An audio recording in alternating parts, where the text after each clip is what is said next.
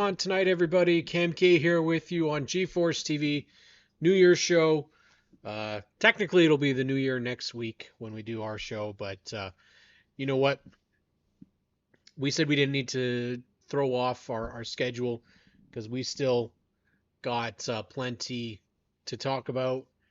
We're gonna have a nice pain-free show tonight, hopefully, and hopefully y'all can hear me, and we'll talk what's kind of been around. I mean, there's not much that we have to discuss. I mean, there's not a lot that's been released. We still got quite a bit to go over and find out in the new year. There's a lot of schedules, track schedules that still need to be decided. A lot of our touring stuff is pretty well confirmed. It's pretty close. You got a couple of touring divisions that are still not fully revealed as to what their schedules are going to look like. I'm looking at like your Can-Am series. We're still waiting on something for them.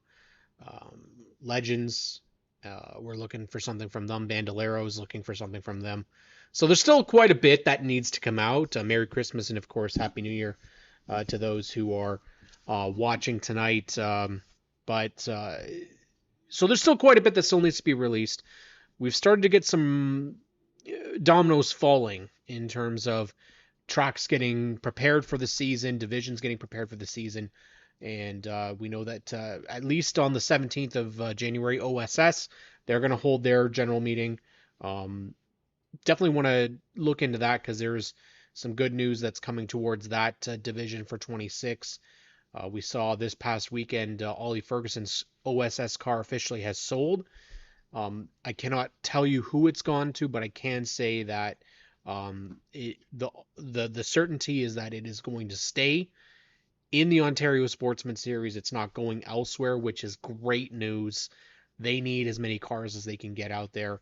For that division, there could be a lot of switch and change, and that kind of goes everywhere.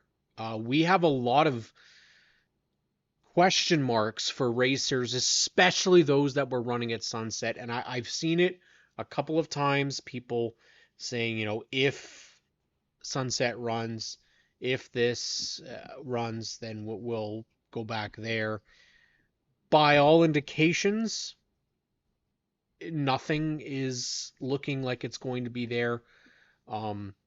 As of now, though, you've seen staff that have moved on, announcers who have moved on. So that's a pretty big indication that we're not going to see something taking place there. I think you're going to see quite a lot of people move around, though. There seems to be a lot of discussion of people maybe doing some traveling, not a consistent schedule at one track. So this could be the year that we see a bit of changing, and we might see a bit more ballooning of rosters. That might not be a norm, and I think people need to understand that it's not going to be something that you have to get used to.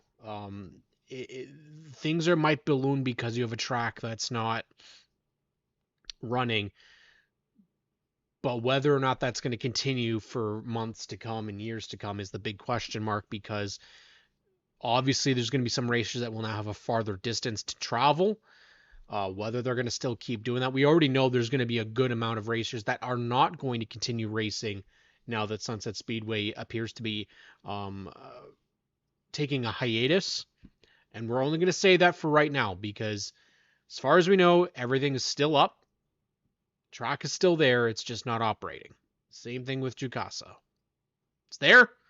It's just not operating. So hopefully we can get somebody with a lot of money that wants to come in and support this. I mean, we just saw the Canadian Tire Motorsport Park just got a big ownership change there. So maybe we'll see something where we have an owner that's able to take over some short tracks. But as of right now, nothing. Where that's a negative, the positive from that is that some of those team members that were at that track are now helping out in other divisions. Oscar mainly is the one that has taken a lot of really, really good steps forward for next year. The plan is to have Dave Gainforth on this show. Obviously, we wanted to give people some time off. from coming and doing audios, radio or interviews and doing stuff like this over the holiday break. I mean, it just didn't seem. I mean, I was blessed last week to have some really, really great people that were on the show last week. Steve Trendell, Wally Wilson, Colton Everingham, for kind of a driver roundtable, which did very well, and I'm very appreciative for everybody that did tune in. It was a really fun episode, and we're probably going to have to do something like that in the future. I think that works really well.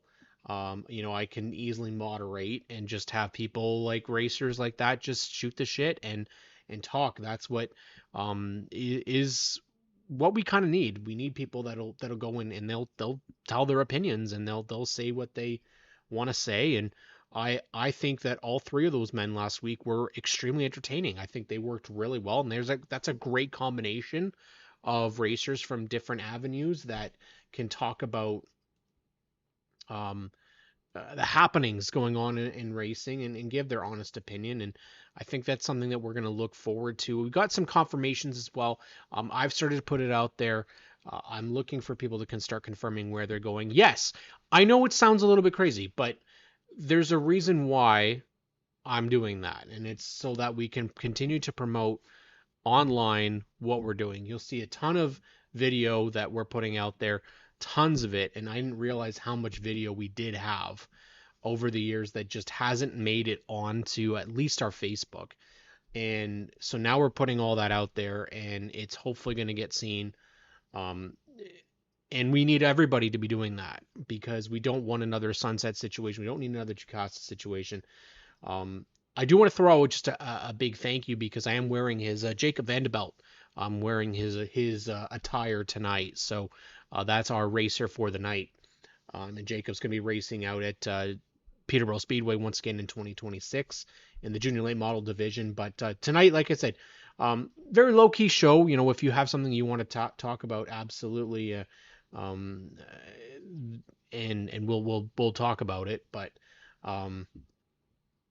it's I heard a new rumor, and it is the owner for Do It For Dale. They bought a dirt micro sprint. Well, absolutely, Ty, go for it. Racing's not my thing. I love the following and promoting it. I would never be somebody that wants to be behind the wheel. It's just not what I want. I want to be a Brendan Doherty. I want to be an Alan Bestwick. That's always been my dream, is to be an announcer and to talk about motorsports, and I get to live that here with G-Force TV. Of course, we're right on the edge of 21,000 subscribers here on G-Force TV. There potentially might be some changes coming in along the pike. I mean, we were offered 2 weeks ago. Clinton Jeffrey was on Stickers and Scuffs and inquired about bringing Stickers and Scuffs onto this network. And you know what? Graydon and I will be transparent and say that we are absolutely considering it.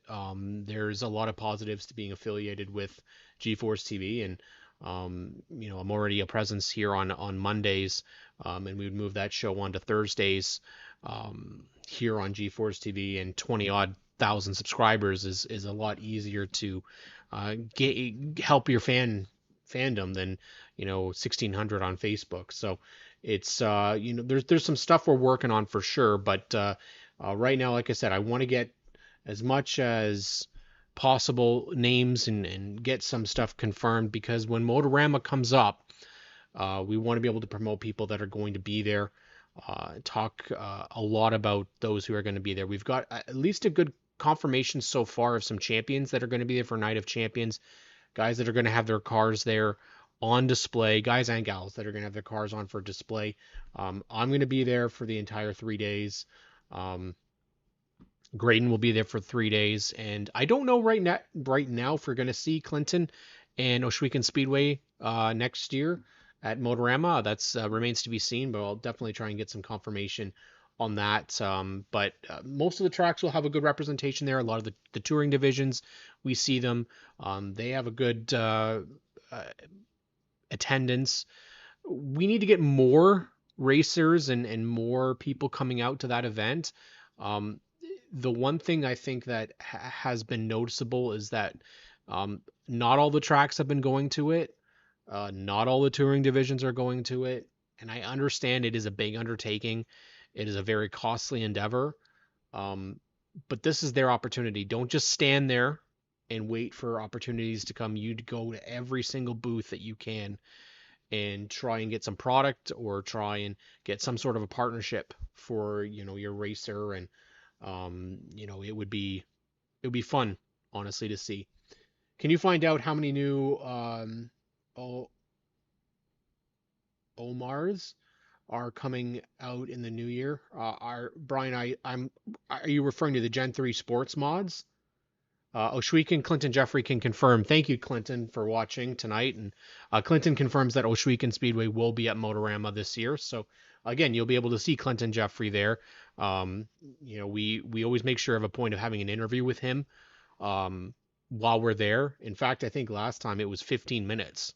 It was our longest interview that we did because I just have to stand there and Clinton will just talk. I don't have to do anything else. So.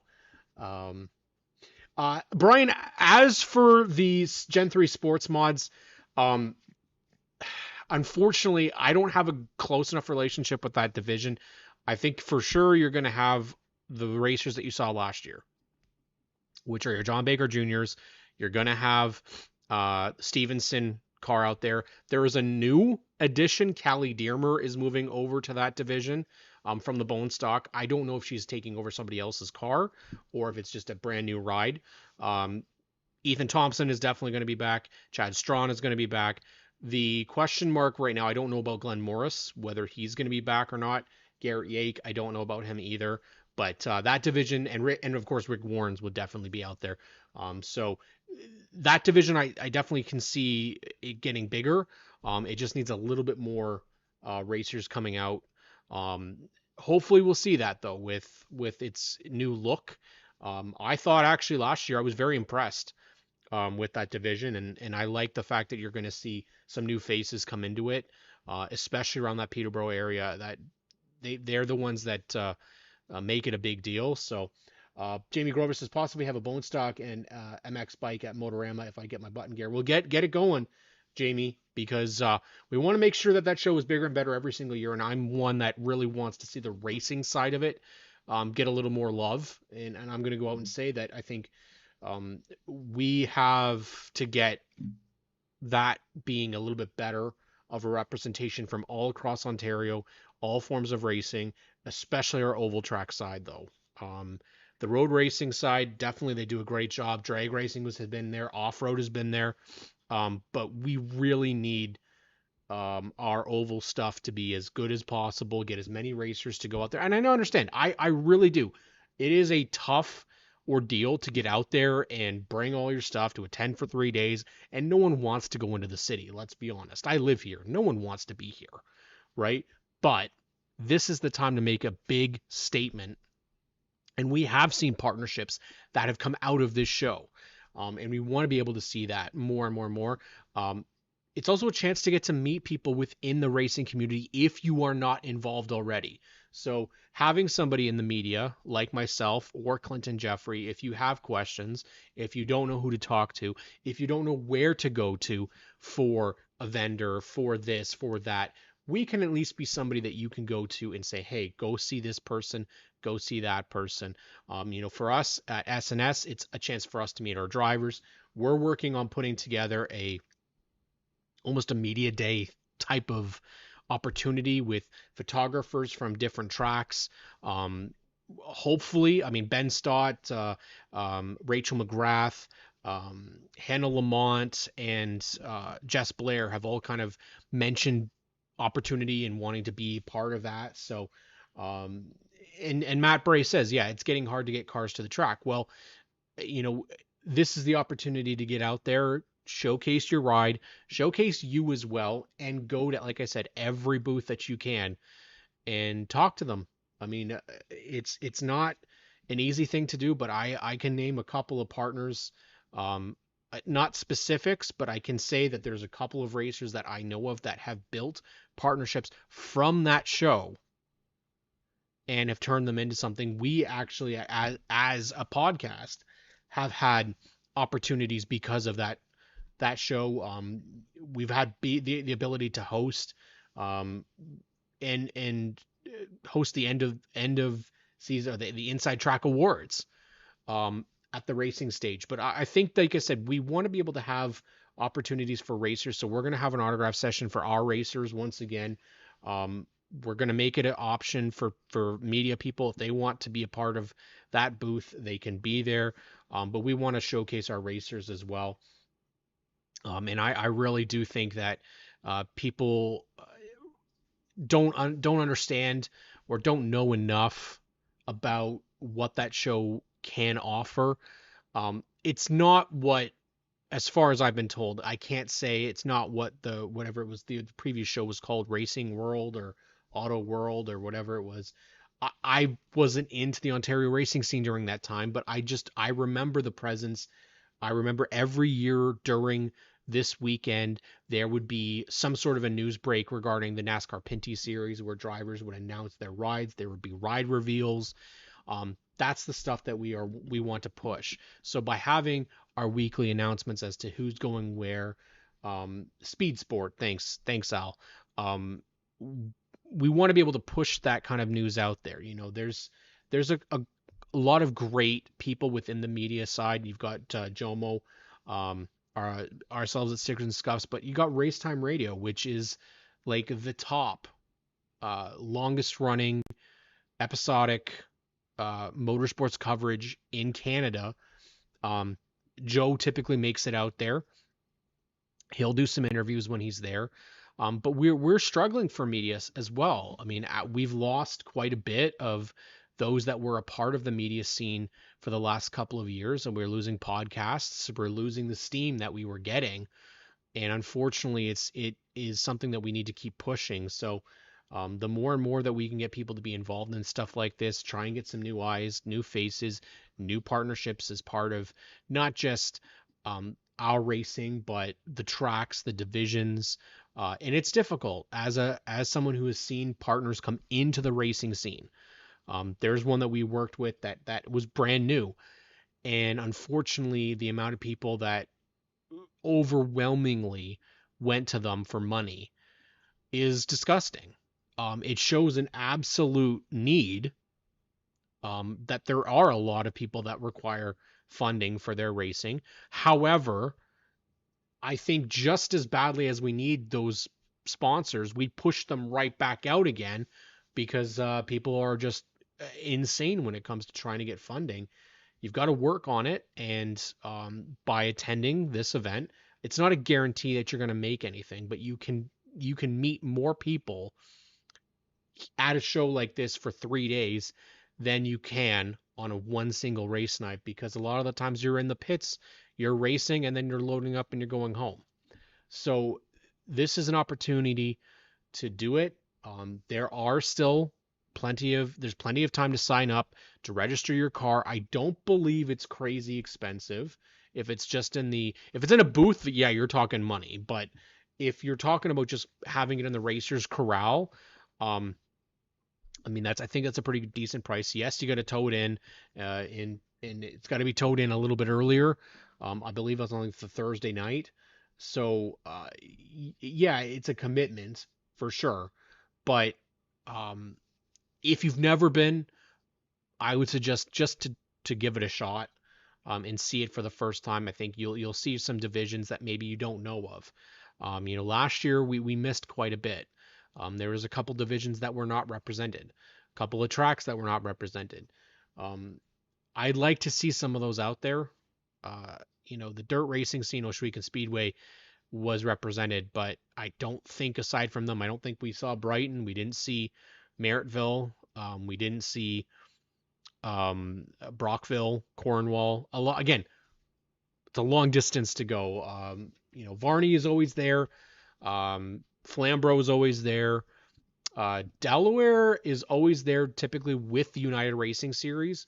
Oscar, I think you'll see again this year because they're separated now. They'll be separated, but the big hole is there's no Sunset, and Sunset took a big chunk of the spots, a lot of distance in that show, so that frees up room, hopefully, so that we don't put other vendors that have nothing to do with racing in that spot, which is one of my biggest pet peeves, is that we have a racing zone and then we're putting in businesses that have absolutely nothing to do with the sport. Cam, you've got to register through the track or through I believe you do it through the actual um, uh, uh, application process through Motorama's website. But definitely look it up, Cam, because there are options to be there. It's like I said, got to have the car prepared, got to have it ready. It's got to look and be presented as professional as possible, but get it in there. That's what you do, and just do what you want to. I mean, do it basically what Nick does, which is ask any business possible to be a part of it, and that's I'm going to say that that's what we want from people. Go out there, do it the best that you can to find somebody. It doesn't, like I said, it doesn't have to be money. It can be product. Um, yeah, you've got Old Autos magazines will be there, and we, of course, at SNS, like I said, we're always there to try and support motorsports. There's typically live shows that we do as well on the stage that are recorded, will be presented at a later time. I don't know how much time we're going to have for that this year. Um, there's also the Night of Champions, the Fast Eddie Night of Champions that takes place on the Saturday night. So if you want a championship in any form of racing across the province, you can register for this and be recognized by Inside Track Magazine. This year, again, you'll likely have Dave Candig or um, Mike Hall will be presenting the award. That's typically what they do is they have their celebrity guests do it. Um, I feel like we used to see like Bobby Allison and NASCAR stars that used to come for this event. And we really haven't seen that the years that we've been there. There's been nobody racing, you know, related that's a special guest. It's been kind of the TV celebrities that have been a part of it. So I wouldn't mind seeing like I don't know who'd come up and do it, but just hell, you get like a Matt Kenseth or something since he's retired. Somebody of the sort. And maybe we can convince Matt to come and do an OSS race since he's raced these cars before. But um, I would be I want to see as many people as we can out there. I think you need to have representation from as many different divisions as possible. Super lates. Definitely got to get some super lates. Gen 3 sport mods out there as well. Those things are cool looking. People like the way that they look. Kenny Wallace was the other one, actually, Darlene, that I was thinking about that would be someone who would get it. I personally would love to be able to afford Cletus McFarland because I think he would do a great job in not just promoting what we have up here, but also the sport that we have. Because again, he's somebody that if Kevin Trevelyan or if Corey McAllister wants to throw, Cletus in an OSS car for a race, I think he would do it. Now, obviously, his racing career is taking off, but you need somebody of that ilk. You need somebody that's got that huge following that would, and I think, unfortunately, like we probably could have gotten Cletus and the Biff together, frankly. I think that's something that they would have found. Schrader and Kenny Wallace would probably do the same thing. So you have names that would definitely come and do it. I feel like Richard Petty came up here once as well for it, but maybe I'm wrong. I for sure remember Bobby Allison though, because he was part of a panel and a racing panel would be good as well. But they were doing them, I think, on the big stage, not the little stage that they have in the racing series, in the racing zone. Yes, and Kenny Wallace did. He and Schrader raced back in 20, I think it was 2019. They raced at Devarney for the Bravehearts 100. They had themselves, Gary Elliott was also part of that. Norm Benning was a part of it.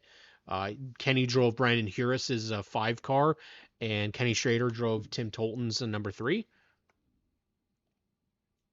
And that was a really cool event that they put on together, and it was the most cars that they've ever had for the OSS at Varney. And so something like that brings a lot of attention. And that division, again, like I said,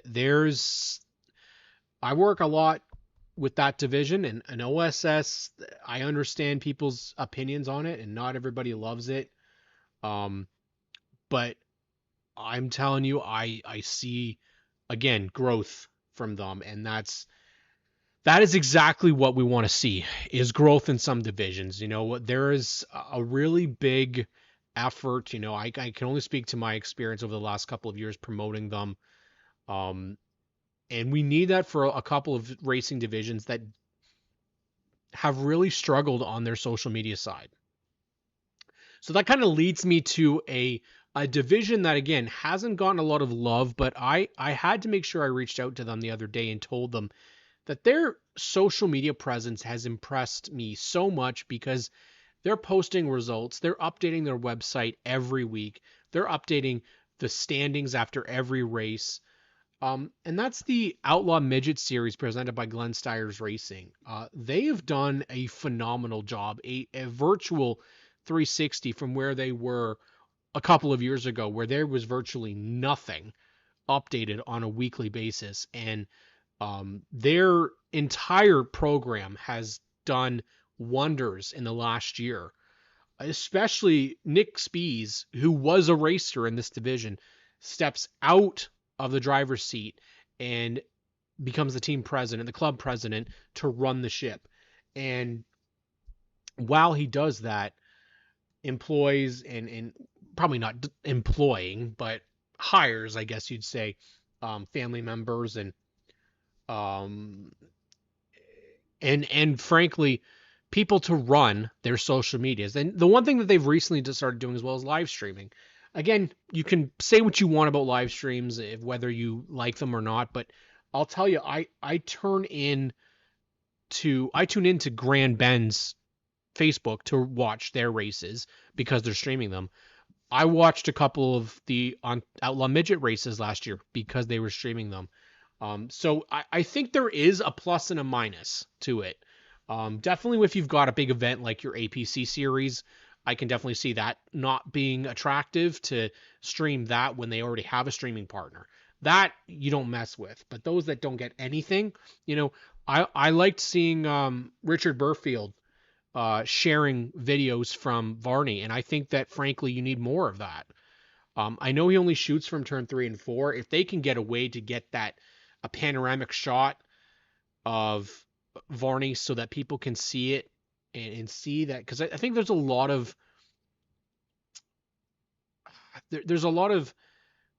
misinformation about that track, and I think a lot of people are just intimidated by what they hear, that everybody wrecks this or everybody wrecks that. Well, I think I can again speak to OSS's experience. Well, like last year, they went green to checkered with no cautions, and they're one of the biggest cars that go on that track. So yeah, there's shenanigans, but there's shenanigans at every track. There's conflict at every track. It's not as different as any other facility. That's where Delaware is so good, because it's on Rogers. It's too bad every track can't do something. It's about the cost. It is, Darlene. I think they get a bit of a deal though, because it's public access and it's volunteer based at Delaware. So like the Rogers TV stuff is all volunteers. So whatever that costs, I don't think it's as crazy as people might think. I believe Peterborough was looking at it for a bit with Kojiko. And we know Channel 14 at Flamborough. Tape delays are a little bit rougher because I think people are all about live now. With sporting events, with perfect example is Stranger Things. What do people do? Well, they watch it and they binge every episode as soon as it comes live. And that's kind of what people want. They don't want to be going back, and waiting 2 weeks for something to be broadcast. Yes, that's right. Barry also used to be on Rogers TV. There's a couple of streams of Barry actually still on YouTube if you're lucky enough to find it. I have actually found a couple of them. Great stuff. And even that little, Rogers broadcast can do a lot for getting people in the door. Because if you get it and you have it readily available, I said it before, GeForce TV, with what they do for Oshweekend Speedway, has made me want to watch GeForce TV for Oshweekend Speedway. I would have never had any interest in Ontario racing if not for GeForce TV broadcasting it during COVID. It was the first time I have been able to see stuff on a regular basis. And I remember it was Carly Willman. I think she was starting on the front row for the Bone Stock feature. Kyle Newmeister was in that race. I remember seeing Frank Davey and Todd Davenport's cars, and when they did the Sauble race, I still bring it up all the time, was that you have Todd Davenport's win at Sauble was one of my favorite races I've ever watched, and it was on G-Force TV. Jamie Grover says, Grand Bend used to be on Rogers back in the 90s when I ran there. And Grand Bend's kind of taking care of its own issues, because what they do now, Jamie, is that they have, and I want to say it's their own issues, but they have Checkered Flag Media there, and they broadcast it right on their Facebook page and their YouTube channel. And for somebody who lives so far away from Grand Bend, it's refreshing to be able to catch it, because it got me again see how good some of the racing is, that I think if you were to listen to everybody else, and this is the big thing, is that in racing, everybody has big mouths. They all like to shout off their opinion, but not everybody's opinion is fact. And in fact, most opinions are not fact. So when somebody says, oh, the racing is crap this or crap that, or I don't like it, and then you go and you see it for yourself. I got to see the junior sprints and the 9 horsepower sprints. I thought some of that was some of the best racing I saw all of last year. Mini trucks, I could take it or leave it, honestly, because I think their track is Varney. They're so good at Varney to watch the mini trucks there. But live streaming is a difficult thing. I would love to do it, but I don't have batteries for my phones. A phone that's gonna last enough time to do a full length stream of an entire event. And the other thing that I think is extremely important is, if you're doing it, you've got to be able to have the right view. It does nothing for you if you are only seeing a section of the track. You need to see the whole thing. Like I said, I love Richard Burfield's stuff. He mainly gets 3 and 4 at a distance in 1 and 2, but I love that panoramic shot from the front stretch where you can see especially at Varney, because the corners are so elevated. They're so deep. Yeah. And April would know, because April's been a part of Grand Bend. And the streaming, I thought, especially because what they've started doing is John Houghton or Kate Friel or Chris Soares will go during their post-race. They'll go and they'll interview the driver live. And for those kids, it's so important for them to be able to do that, especially because they don't get the opportunity to do it very often, right? Especially in front of a camera. Hey, Danica, great to see you killing it. Oh, thank you very much, Stan and Danica. Nice. I haven't seen you guys in forever, so it was nice to see your comments. It's literally been a long time. I don't even know the last time I saw you guys was. Yeah, I can't remember, actually. It's been a while, so. But again, I love that they're streaming that. It is what also helps us in SNS. Why we went and approached more racers from Grand Bend is because we saw them on the stream. We got to know who they were. Same with Delaware. Donovan Clark is a perfect example. He's somebody I didn't know anything about. We were with BT Racing when we first started, but started watching the streams, and Donovan Clark was starting to run up front. He was starting to look really good, and I was like, that's somebody that we want to be with, because you can see he's doing well. He's performing. He's close up to the front, but he's got a blank car. And so for prospective sponsors, that's something that is a positive, having those options. Where people are concerned is it taking away from people going into the stands? And that is the $1 million question. For a diehard racer like myself, it doesn't drive me from not wanting to be there. It makes me want to go there. Moshweekend Speedway, it's made me want to go see a race there. Grand Bend made me want to go see it. Delaware, Flamborough, all of them. Pedal Power is a perfect example of showcasing racetracks for what they are. And you have to go and see them. You can't just see it on a screen. It's not the same thing. You don't hear them as much. You don't feel it as much. The emotion, the sounds, the smells. I mean, for me, I'm all about that fuel smell, the tire smoke, the action, the noise. And for me, especially when I get to film, it's my favorite thing. If I could stand and not have any foot pain or back pain from standing for so long, I definitely would be filming every single racetrack for the entire show, honestly. Like if I had that opportunity to do it and announce, like I have the equipment to do it. It's just a matter of standing in one spot announcing. You lose your voice. I've done it several times because you have to, scream over the sound of the cars. But I will say that the best track for filming is Flamborough, bar none. From the infield, I'm talking about. It's flat, first of all, and a lot of it's unobstructed. So when I pan, the only thing that I have to deal with is a truck in the way. That's a little bit sucky, right? That there's a truck in the way. But I can get the entire backstretch into turn 3, minuscule moment of time where the truck's in the way, 3, 4, and then front stretch into 1, and then you can't really see them in between 1 and 2. It's such a good view. Such a great view. Last time we saw you, Frostover. Well, it wasn't Great Canadian. I wasn't there for Great Canadian, so Frostoberfest may have been that, because I was at Frostoberfest this year. What one are you doing? I'm not sure, Austin, which one you're talking about. What one am I doing? Got to confirm with me what you're talking about, bud.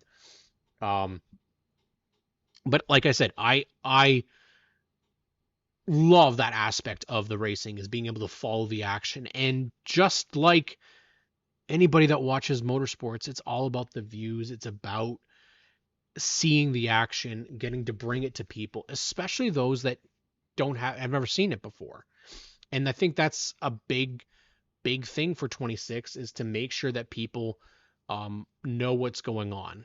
And I think that there's mistakes that have been made on everybody's part. Every division, every track is guilty of it. They're all guilty of not promoting enough to people that don't know it exists. I mean, that sounds ridiculous when you put it in the grand scheme of things. But what I'm saying is, you have to put it out there for people to find it, first off. And when we have a division that doesn't update their website, that doesn't post any videos, that doesn't mention who their racers are, that doesn't promote who their racers are, in my opinion, you have tracks. All tracks need to have driver bios. They need to have driver pages. They need to promote who the hell is going to be there. And at the very least, mark what car they're going to be in. There's some really, really good racing divisions in Ontario. Really good. Some that I have not been able to see. I still haven't seen the CVMs. Never seen them live. So that's a bit of a miss. I'd like to be able to see the CVMs at some point.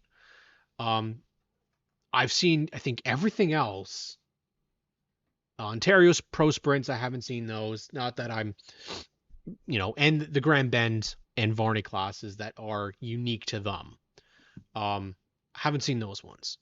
But in terms of everything else, Soma, I haven't seen live. So Somas I haven't seen live. Sorry, I'm getting a watery eye for some reason, so just bear in mind that's why I'm wiping away. Yeah, I mean, Kieran, people keep saying RIP Sunset. It's just right now RIP. We don't know what the future lies for it. Like I said, I'm all for if somebody can come in and run it. I think it was just a huge undertaking to get it done and running right after an ownership change. My hope is we will see it run again. That's a little, it's unrealistic, unfortunately, right now, because of just the climate of everything. the cost of everything.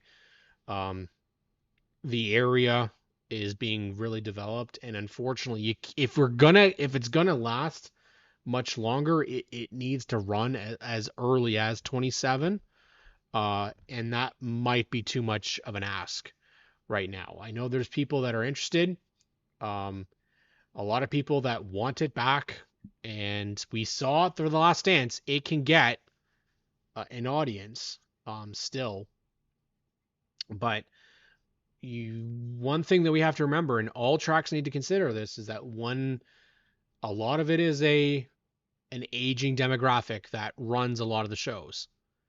So you've got to be able to get somebody that's going to come in and take over, and somebody that's going to be waiting in the wings to take over, especially if in the case of a track owner. What is going to happen to the track if somebody were to pass away, if somebody were to retire? Someone needs to be there to continue its legacy, to run it again. And that's a lot easier said than done. For 26 right now, we're working on our roster lists.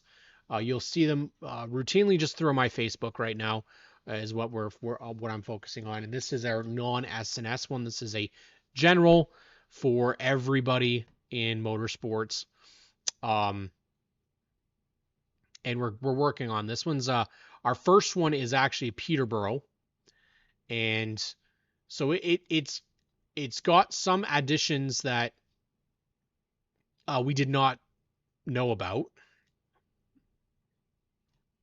One division that I do think you're going to see a little bit of a drop for in Peterborough this year is your junior late models. I believe you're going to see some departures there.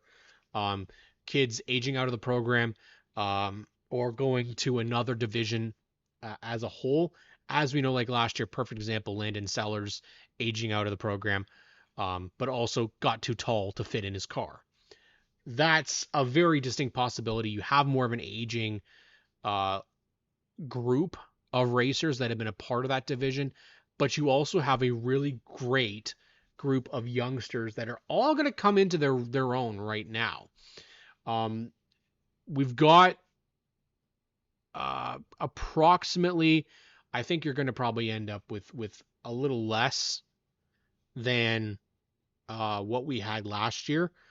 Definitely not as many on a weekly basis, though. By all accounts, I'm like potentially 14 to 15, depending on how many new drivers come in. And that's going to be very important. Last year, that division did not have the best reputation. There were quite a lot of accidents that were rather large, and we don't want to see that again. So we might only have 7 or 8 listed here. That's not the end all, though. There's going to be more. I don't have all the driver reports yet because this is still so early. We're not even into 26 yet. Bone stock wise, again, I also think you're going to see a little bit of a dip here as well because of the regulars. We've seen a lot of guys that are potentially going to try and go elsewhere to other divisions. Paige Stevenson, Callie Dearmer, for example, would be 2 of those names. Chase Stevenson, that's 3 right there. Kristen Laval, that's another one. Corey Horn, that's another one. So you already have a good amount of names that are already going elsewhere. We have confirmed already that we have Steve and Jeff Oakes coming from Sunset. They are going to be coming over. I was told that SKLD Motorsports was at the meeting for Peterborough. That does not confirm anything, though, so just be advised that if people are at these meetings, that does not mean for sure they're going to be there. Hopefully they will. I think that they would do very well. Obviously, we've seen them during ACC. They do very well at this racetrack, so I'm hopeful that we'll see the 9, 7, 14, potentially out there, maybe Jordan Owen in the 68. Hopefully, we'll see them out there. I don't know where or if they'll be running. Same question mark goes for Reeser, for Mike Bolson. Chris Kahn, Jay Cutting, Allard, and Harper.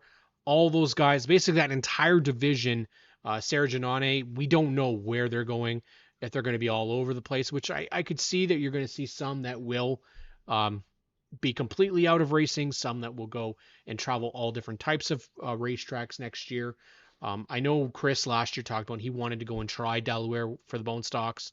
Varney has options for people to go as well if they don't want to go to Peterborough.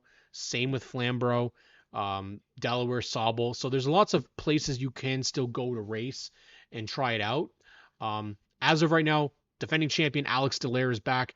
Tegan Stanley, big question is where is he going to go? Is he going to go to the mini stocks next year? Is he going to be back racing at Peterborough? We know of right now Scott and Matt McMartin sharing the 16 car. Tristan Raposo was new last year. He is going to come back and race. Maya Vanderbilt, rookie coming into the bone stock division.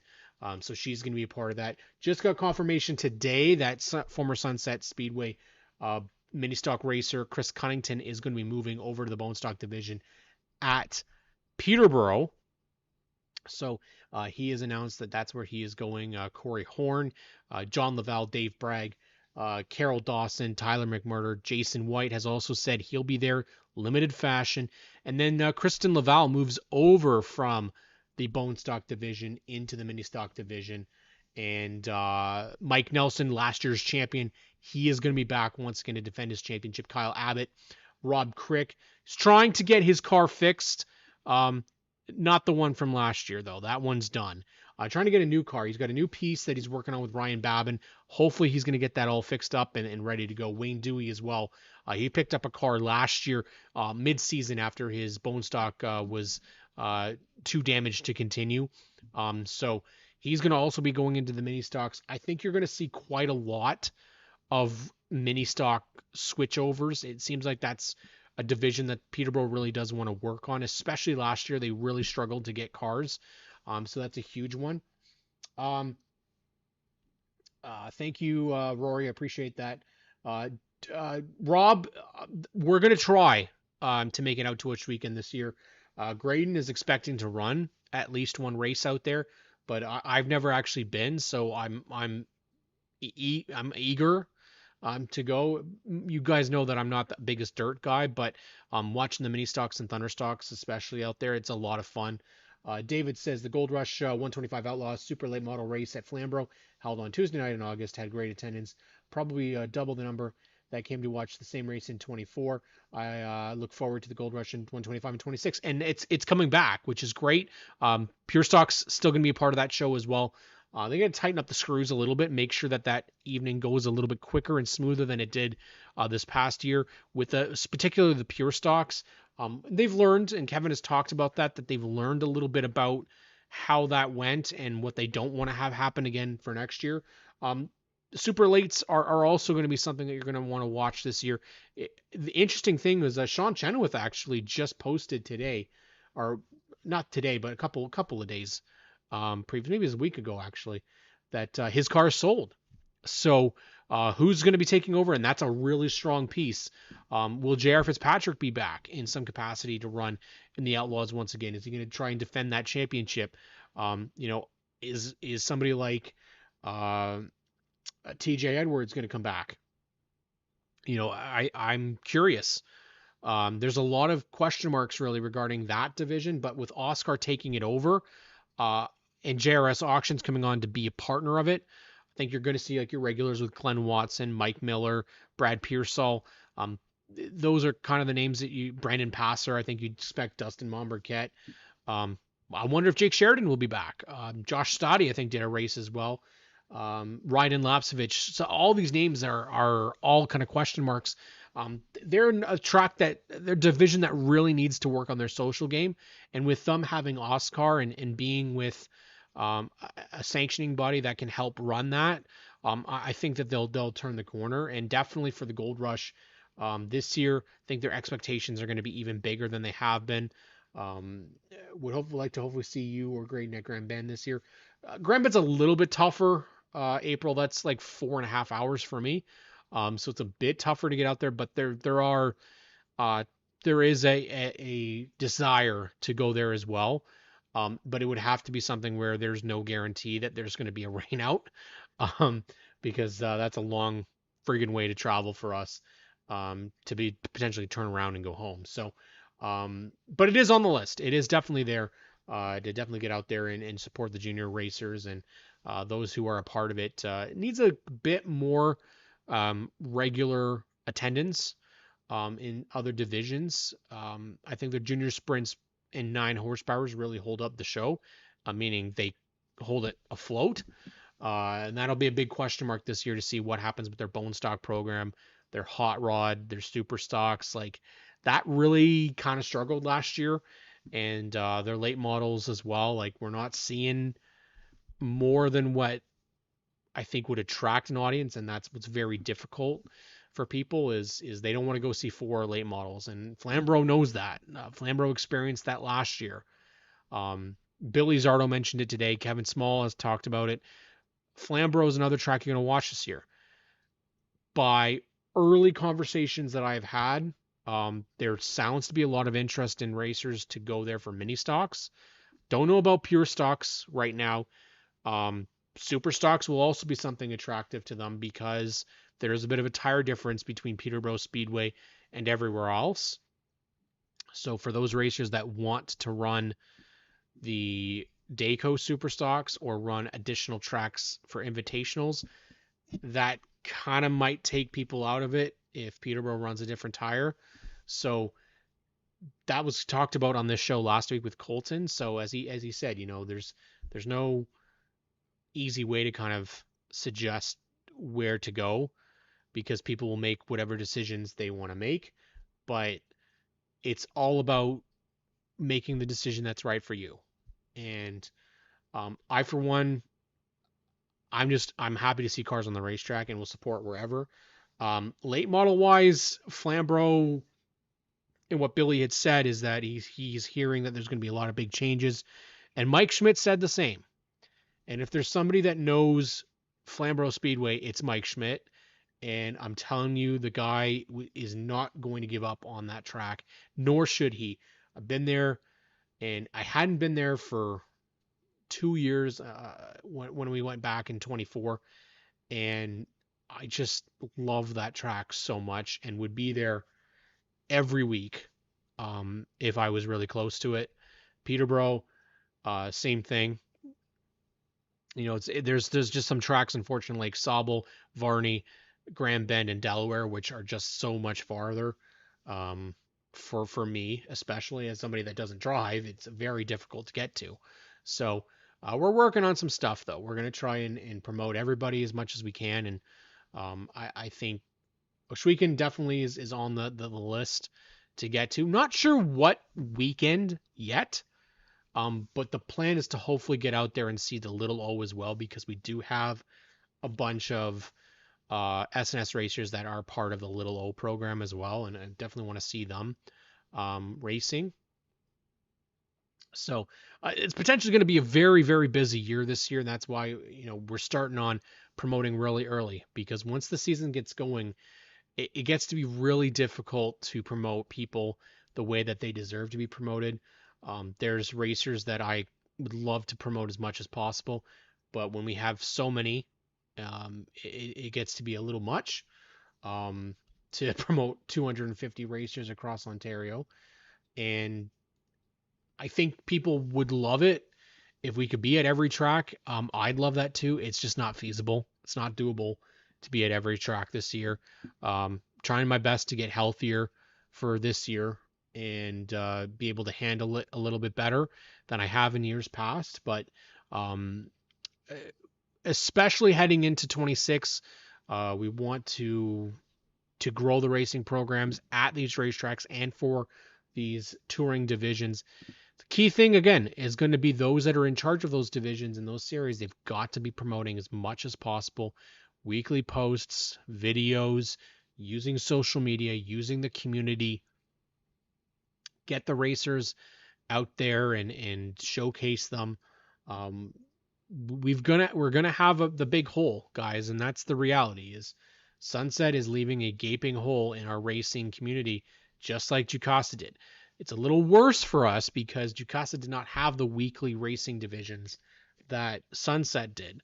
So there's a lot more racers that are kind of out of a home for right now, and there's a lot that'll be doing a lot less on the track, meaning sponsors will be getting less, meaning attention will be less. So you want to try and keep it as big as possible. And with the unknown of Sunset, I hope people are going to the track partners that were at Sunset, people that were there on a weekly basis, and seeing if they can be a partner with them for the racing season and promote, so that there is some love and attention still that will eventually go back to that facility and we'll see it open up again. Jukasa is a little bit harder of a situation. There's a family situation that has to be sorted out first. And as much as we want to see racing continue at facilities, they've got to get all that kind of sorted out first before we even know if it's possible. And so, just try to stay positive and try to continue to promote it, because that's what we need to be able to do. Sharing posts, sharing videos, getting as much as you can. If you're getting 1,000 views, what we really need is to getting 10,000 views, 20,000 views, 50,000, 100,000. That's when you're going to start to see a bit of a change. Unfortunately, when you're only getting 500, 600, that doesn't move the needle. That's really not much.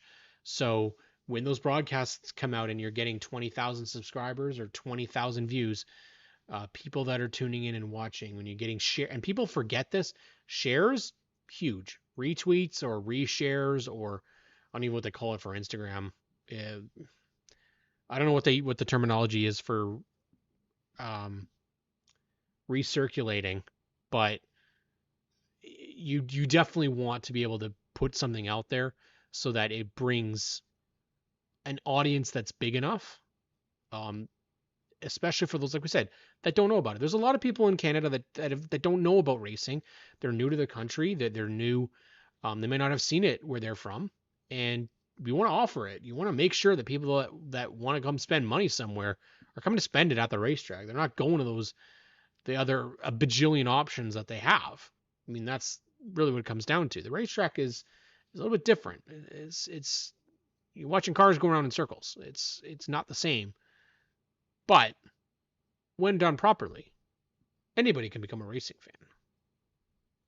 It's easy.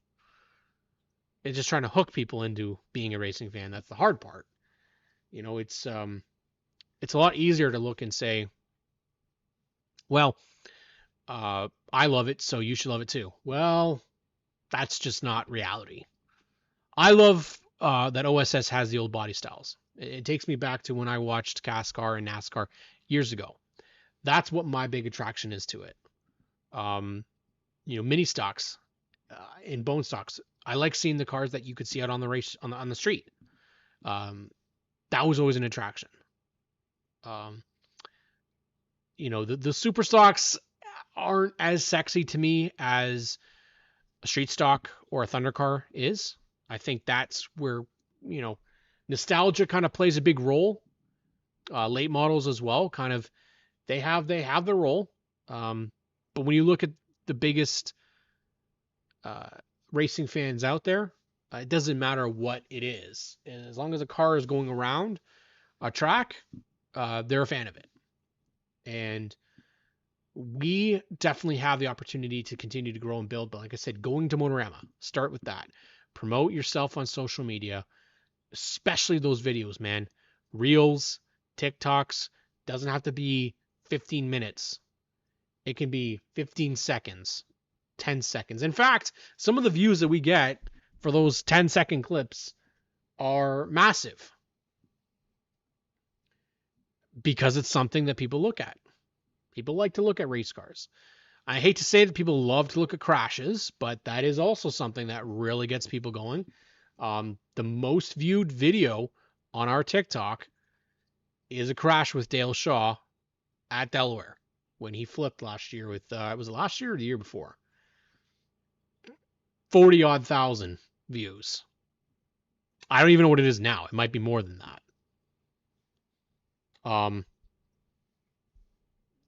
there's a lot of options out there, and like I said, that's why we're going to put out as much video as we can over the next couple of weeks. Just stuff from 24, stuff from last year, and put it out there so that people can see it. Views are everything, and I know we've gotten, I think, 16 or so new followers from it. So it brings people in. It's one thing we got to continue to do and continue to grow. Like I said, we worked on Peterborough today. Full Throttle is right now in the best kind of prep stage for 26. They've already started announcing some of their roster. It's on their website, and they've already started rebuilding and refreshing everything up, and that's what we want to see. We want to see people kind of do as much as they possibly can to make everything attractive. You need to have your point standings. You need to have all your sponsors. You need to have, and I say partners, not sponsors. You need to have all your racers featured. An alumni is also a good thing to showcase. Your past champions. Can we please do that? Can we please have our tracks put their past champions on the website? Please show some respect to those that kind of were part of your history. I don't know why we don't do that. That's one thing that I really I question why we don't feature that. That's something that for history buffs, for people that want to know, for people that were a part of it, especially if you were a part of racing years ago, you go back and there's no mention of you at all. Like, that's gotta hurt. You were there, you maybe raced for like 30 years and there's no mention of you. Especially if you won a couple championships and spent so much money out of the racetrack every year, and then you go to the website and they're not even featuring you. I mean, that's something I think you got to work on. You got to include your past champions in there. Include your history. It's the future, especially if you're like a track, like, say, perfect example. If you're like Varney, you're like 55 years old. Get out there, put your friggin' history on the website, showcase all the champions that you've had. If you can, photos, videos, link to Pedal Power, link to Rogers, link to anywhere possible so that people go to your website, they can find all these videos, find all your sponsors, find all the racers, all their social media. Delaware does it best, I'm telling you guys. They have links to the driver's social medias right on the roster page. Gotta try and do as much as you can to promote them. Do as much as you can each and every week. And that doesn't stop in the off season. That's why we have this show. For years, we talked about it goes quiet.